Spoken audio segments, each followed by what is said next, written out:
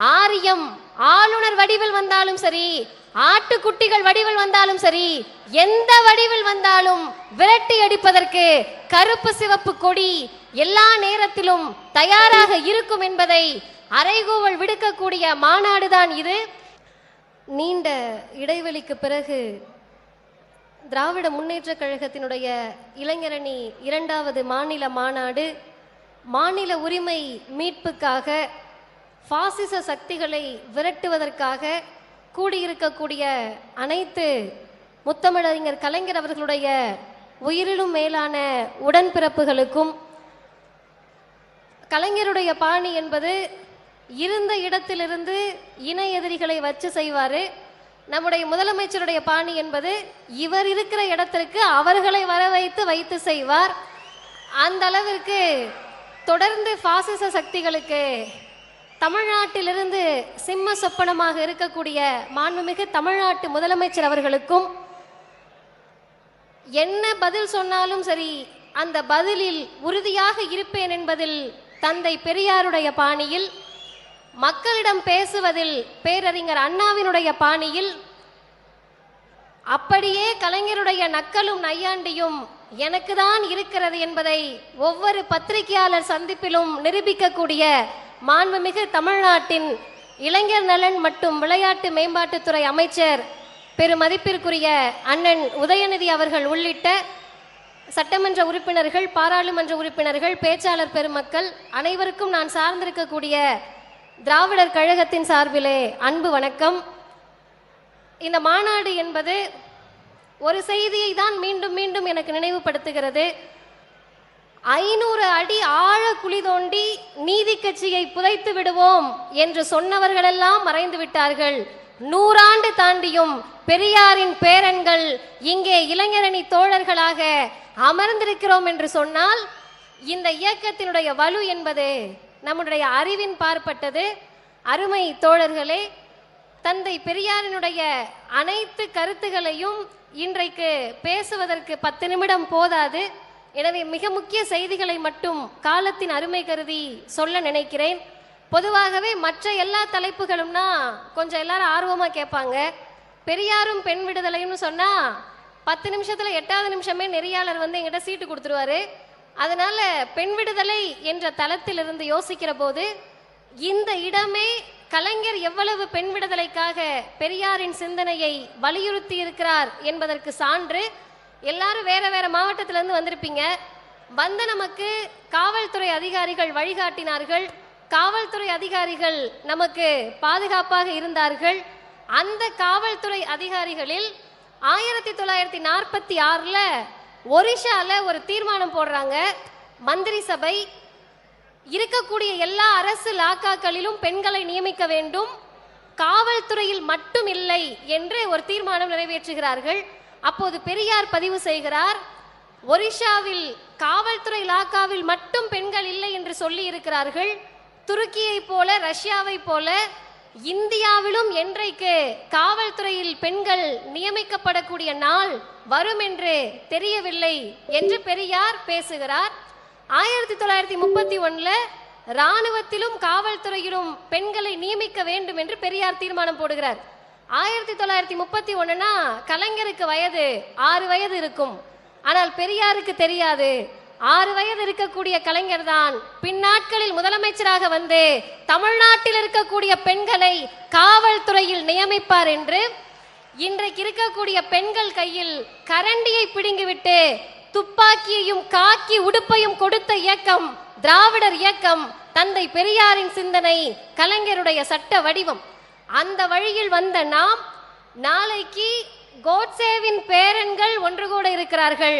ஒரு நாளைக்கு முன்பாகவே பெரியாரின் பேரன்கள் இங்கிருந்து பாசிசத்திற்கு முடிவுரை எழுதுவதற்காக கூடியிருக்கிறோம். இந்த தருணத்தில் ஒரு 3 செய்திகளை மட்டும் நான் சொல்லி நிறைவு செய்கிறேன். இன்றைக்கு வட இந்திய மாநிலங்களில் எல்லாருமே மிக ஆச்சரியமாக கேஸ் சிலிண்டரை பார்க்குறாங்க, மிக ஆச்சரியமாக பள்ளிக்கூடங்களை பார்க்குறாங்க, மிக ஆச்சரியமாக பெண்களுடைய வளர்ச்சியை பார்க்கிறார்கள். ஆனால் பள்ளிக்கூடங்களையும் கேஸ் அடுப்புகளையும் பெண்கள் ஆச்சரியமாக அங்கே பார்த்து கொண்டிருக்கக்கூடிய நேரத்தில் இந்தியாவிலேயே கல்வி சதவிகிதத்தில் பெண்கள் கல்வி சதவிகிதத்தில் முதல் மாநிலமாக இருப்பது தமிழ்நாடு. திராவிட மாடல் என்றால் அந்த விதையை விதைத்தவர் பெரியார். அதை சட்டமாக கொண்டு வந்து நமக்கான கல்வி வாய்ப்புகளை எல்லா நிலையிலும் உறுதி செய்தவர் முத்தமிழறிஞர் கலைஞர் அவர்கள். அதுக்கடுத்து ஒரு கட்டம் வருது, 12வது வரைக்கும் படிச்சுட்டல்ல போதும்ன்றாங்க. அப்போது ஒருவர் சொல்லுகிறார், 12வது வரைக்கும் படிச்சாலாம் பத்தாது, 6வதுல இருந்து 12வது வரைக்கும் நீ அரசு பள்ளிக்கூடத்தில் படிச்சன்னா உங்க வீட்டுல என்ன உனக்கு பணம் தர்றது, நான் மாதம் 1000 ரூபாய் தருகிறேன் என்று புதுமை பெண் திட்டத்தின் மூலமாக தமிழ்நாட்டின் முதல்வர் அனைத்து பெண் பிள்ளைகளுக்கும் பணத்தை கொடுத்து படிக்க வாருங்கள் என்று அழைக்கக்கூடிய இயக்கம் திராவிடர் இயக்கம். எனவே அருமை தோழர்களே, வந்திருக்கக்கூடிய உங்களை எல்லாம் இளைஞர்கள் என்று சொன்னார்கள், வாலிபர்கள் என்று சொன்னார்கள். ஆனால் பேரறிஞர் அண்ணா நம்மை அப்படி விழிக்கவில்லை. அண்ணா எப்படி நம்மளை கூப்பிடுறாருன்னா, வீரர்கள் தேவை என்று பேரறிஞர் அண்ணா அவர்கள் நம்மை அழைக்கிறார். என்ன சொல்லி கூப்பிடுறாருன்னா, காரியமாற்றும் வீரர்கள் தேவை, ஆரியத்திற்கு அடிபணியாத வீரர்கள் தேவை என்று பேரறிஞர் அண்ணா அழைக்கிறார். ஆரியம் ஆளுநர் வடிவில் வந்தாலும் சரி, ஆட்டுக்குட்டிகள் வடிவில் வந்தாலும் சரி, எந்த வடிவில் வந்தாலும் விரட்டி அடிப்பதற்கு கருப்பு சிவப்பு கொடி எல்லா நேரத்திலும் தயாராக இருக்கும் என்பதை அறைகூவல் விடுக்கக்கூடிய மாநாடுதான் இது. இன்னும் 3 மாதங்களில் நாடாளுமன்ற தேர்தல் வர இருக்கிறது. மற்ற கட்சிகள் எல்லாம் தீர்மானம் நிறைவேற்றினார்கள். அதுல 31 தீர்மானமும் திமுகவை எதிர்த்த தீர்மானங்கள். ஆனால் இங்கே நிறைவேற்றப்பட்ட அத்துணை தீர்மானங்களும் தமிழ்நாட்டில் இருக்கக்கூடிய ஒவ்வொருவர் வீட்டில் இருக்கக்கூடிய பிள்ளைகளின் கல்விக்காக, பெண்களின் முன்னேற்றத்திற்காக, இளைஞரின் வேலை வாய்ப்புகளுக்காக, அனைத்திற்கும் மேலாக பிராக்கெட்ல நம்ம முதல்வர் கொண்டு வரக்கூடிய பெண்ணுரிமை திட்டத்துக்கெல்லாம் பிஜேபி அல்லாத பெண்கள் அப்படின்னு நம்ம எக்ஸப்ஷன் கொடுக்கல, அதிமுக இல்லாத பெண்கள் எக்ஸப்ஷன் கொடுக்கல. அனைத்து பெண்களுக்குமான அரசாக இந்த திராவிட மாடல் அரசு இருக்கிறது என்று சொன்னால், பெரியாரின் தொடர்ச்சியாக, அண்ணாவின் தொடர்ச்சியாக, கலைஞரின் தொடர்ச்சியாக இன்றைக்கு நடைபெறக்கூடிய இந்த அரசை பாதுகாக்க வேண்டிய கடமை ஒவ்வொருவருக்கும் இருக்கிறது. நம்மை பாதுகாத்து கொண்டால் பத்தாது. இன்றைக்கு பிரதமர் பேசுகிறார், பேட்டி படாவோ பேட்டி பச்சாவோ. அப்படின்னா அவருக்கும் என்னன்னு புரியல. நம்ம என்னன்னு கேட்டோம்னா, பெண் குழந்தைகளை பாதுகாப்போம், பெண் குழந்தைகளின் கல்வியை பாதுகாப்போன்றாங்க. சரி, பெண் குழந்தைகளின் கல்வியை எங்கேயா பாதுகாத்தீங்கன்னு கேட்டா, 70% ரூபாய் அந்த திட்டத்தில் விளம்பரத்திற்கு மட்டும், பிரதமர் மோடி அவர்களுடைய படம் அடங்கிய விளம்பரத்திற்கு மட்டும் செலவு செய்திருக்கிறார்கள்.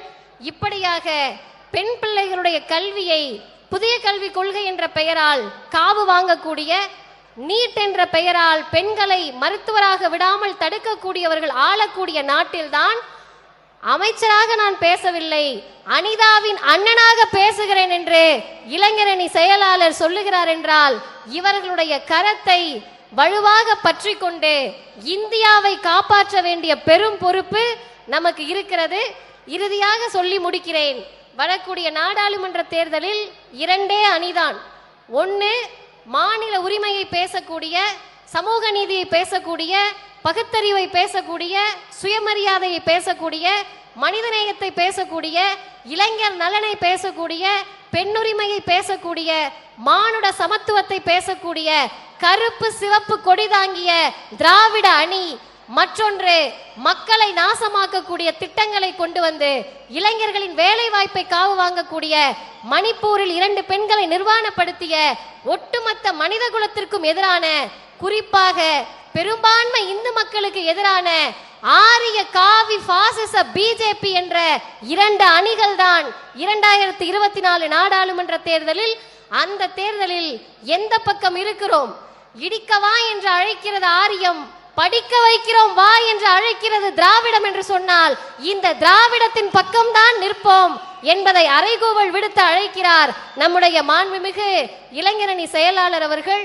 பேரறிஞர் அண்ணாவுக்கு பிறகு யாரை கேட்டாலும், அவரை என்ன சொல்லி அழைத்தாலும் சரி, எங்களுக்கு எப்போதும் உதயண்ணாதான் என்று சொல்லக்கூடிய இத்தனை இளைஞர்களும், எங்கள் கழக தலைவர் ஆசிரியர் சொல்லுவது போல, அவர் 5G 5வது தலைமுறை என்பது மட்டுமல்ல, 5G வேகத்தில் செயல்படுகிறார். அவருடைய வேகத்திற்கு ஈடு கொடுப்போம். வாய்ப்புக்கு நன்றி, வணக்கம். மாநாடு வெல்லட்டும். வாழ்க பெரியார், வளர்க பகுத்தறிவு.